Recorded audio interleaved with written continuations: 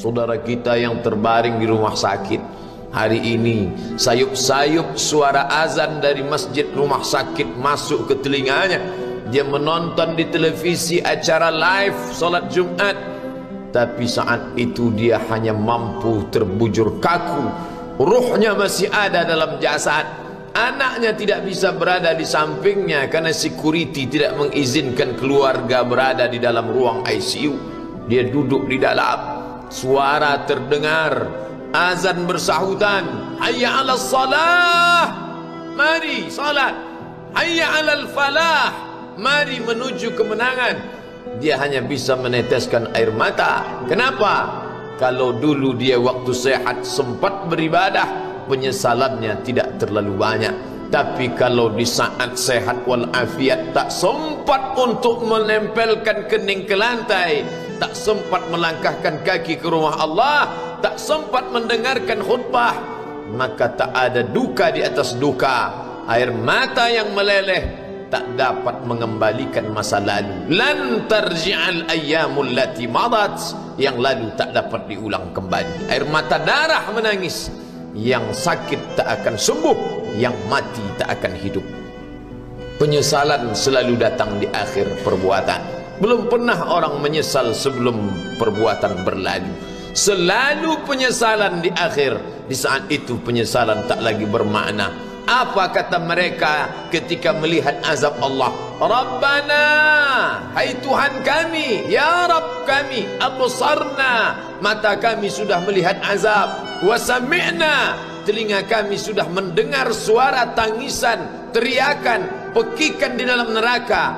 Farji'na, kembalikan kami lagi ke dunia, na'mal salihah, kami ingin beramal saleh, inna muqinun, kami yakin seyakin-yakinnya. Tapi saat itu penyesalan tak lagi bermakna, karena dunia tak mungkin utuh semula, karena sudah menjadi sunnatullah yang lampau tak akan kembali. Idza sama'un fatarat, langit terbelah, wa idzal kawakibun tasarat, planet-planet bertabrakan, wa idzal biharu fujirat, lautan diledakkan, diletupkan, wa idzal quburu bu'asirat, semua yang dikubur dibangkitkan. Alimat nafsum ma qaddamat wa akharat, disitulah orang baru sadar apa yang dulu pernah aku lakukan. Wa qadimna ila ma amilu min amalin, semua amal mereka kami tunjukkan, kami datangkan. Ini amalmu, ini infakmu, ini wakafmu, ini sedekahmu, ini salawatmu, ini bacaan Qur'anmu, ini zikirmu. Tersenyum mata melihat amal. Faman ya'mal mithqala dzarratin khairan yarah. Tapi jangan lupa, apakah yang dosa-dosa itu dilupakan begitu saja? Yang buruk pun akan nampak juga. Faman ya'mal mithqala dzarratin syarran, sebesar ujung rambut, sebesar telapak kaki semut yang hitam, di atas batu yang hitam, di tengah malam yang kelam, di dalam samudra yang gelap, akan ditampakkan juga pada hari itu. Yauma tublas sarair, segala rahasia ditunjukkan, dan mata akan melihat dengan penglihatan yang nyata. Mulut tidak lagi bisa menjawab. Al-yauma nakhtimu ala afwahihim, hari itu mulut kami kunci, karena mulut itu yang dulu pandai mencari-cari alasan, bersilat lidah, maka hari itu lidah dikunci. Wa tukallimuna aydihim, tangan mereka kami buat bicara. Wa tashhadu arjuluhum, kaki bersaksi. Apa yang akan dibicarakan tangan, apa yang akan dipersaksikan kaki. Bima kanu yaksibun, semua yang pernah dilakukan di masa yang lalu. Berapa atasanmu sanggup memberi gaji sehingga begitu enteng kau tinggalkan solatmu? Apa yang dijanjikan istrimu sehingga begitu enteng kau berikan yang haram, hanya rayuan sesaat, padahal dia pun akan meninggalkanmu sebelum masa tua tiba? Apa yang dijanjikan anak-anakmu? Ayah, kami akan menjagamu di hari tuamu nanti, maka berikan kami yang kami inginkan, belikan kami rumah yang besar, belikan kami kendaraan yang mewah, nanti setelah hari tua kami akan menjagamu, kata mereka.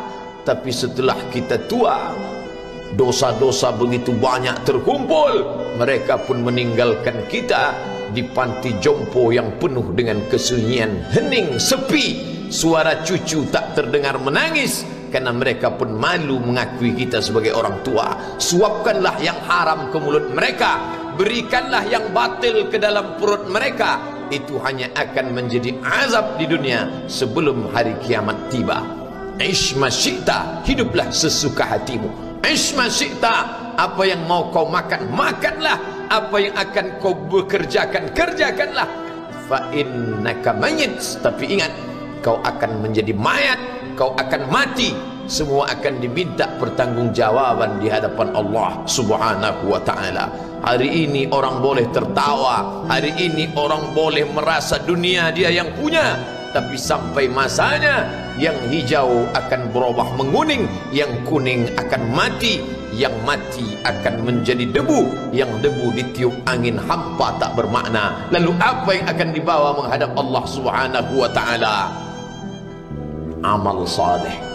Kalau pernahlah mulut itu membaca sepotong dua potong ayat sebelum berangkat bekerja, kalau sempatlah masuk ke kamar mandi mengambil air wudhu, solat sunat duha sebelum berangkat bekerja, kalau sempatlah ketika duduk dalam suasana santai membuka iPad lalu dibuka Quran digital sambil melihat beberapa ayat, merenungkan maknanya, mengingat mati, kalau sempatlah mulut mengucapkan subhanallah wa bihamdihi subhanallahil azim, kalau sempatlah anak istri dibawa ke masjid iktikaf mendengarkan pengajian, kalau sempatlah beberapa persen dari pendapatan itu dilimpahkan ke rumah anak yatim panti jompo masjid, kalau sempatlah beberapa meter tanah dibeli untuk pembebasan mendirikan rumah Allah, kalau sempat memberikan beberapa karpet untuk rumah yang selalu ditinggalkan, kalau sempatlah membelikan beberapa kilo beras untuk yatim piatu dan panti jompo, itulah yang akan menolong di hadapan Allah. Adapun rumah besar dengan beberapa semen, dengan beberapa busi yang banyak, semua akan menjadi tinggal kenangan. Mereka akan menjual, membagi-baginya.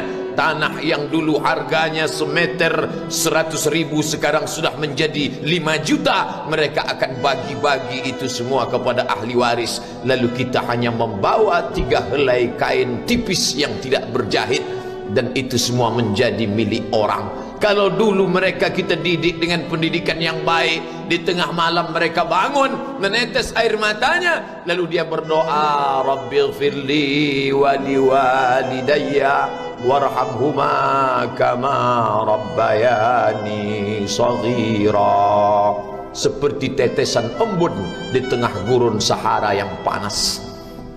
Kalau sempatlah mereka berdoa, Allahumma ighfir lahu warhamhu wa'afihi wa'fu anhu, maka mengalirlah air yang sejuk ke tenggorokan yang kering.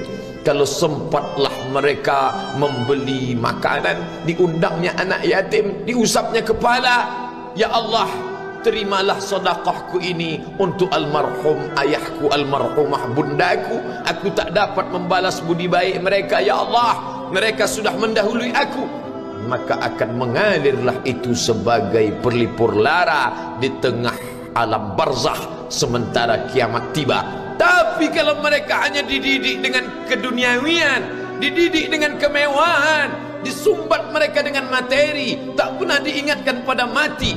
Ketika kita mati, mereka pun juga akan mati perasaan ingatannya. Paling celaka lagi, mereka mengingat kita dengan mengantarkan bunga, mereka mengingat kita dengan pakaian hitam, mereka mengingat kita dengan suara musik, mereka mengingat kita dengan memajang foto kita besar-besar di dalam rumah. Dan itu hanya menjadi penghalang rahmat Allah turun, tidak berkesan sedikit pun. Mereka sedang menyangka kalau dinyanyikanlah lagu kesenangan kita, terobat rindu hatinya. Kalau dipajangnya foto kita, dilingkarkannya karangan bunga, puas rindunya. Padahal itu tidak membuat pengaruh apapun kepada kita di alam barzakh. Maka sayang, buatlah sayang yang mengingatkan sesudah mati.